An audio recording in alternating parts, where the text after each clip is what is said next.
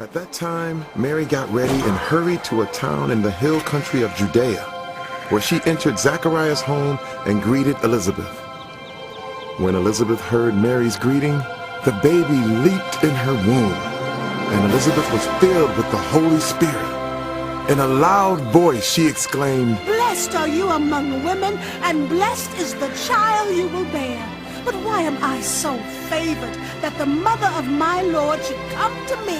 As soon as the sound of your greeting reached my ears, the baby in my womb leaped for joy.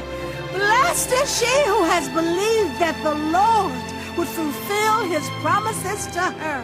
And Mary said, "My soul glorifies the Lord, and my spirit rejoices in God my Savior.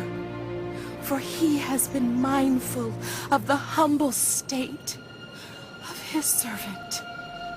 From now on, all generations will call me blessed. For the Mighty One has done great things for me.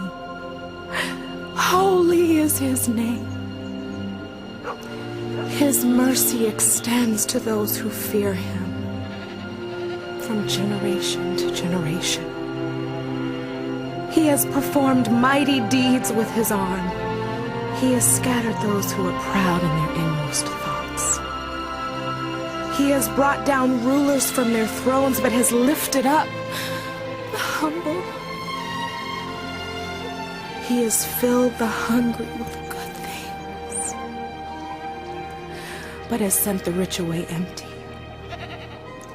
He has helped his servant Israel, remembering to be merciful to Abraham and his descendants forever, just as he promised our ancestors."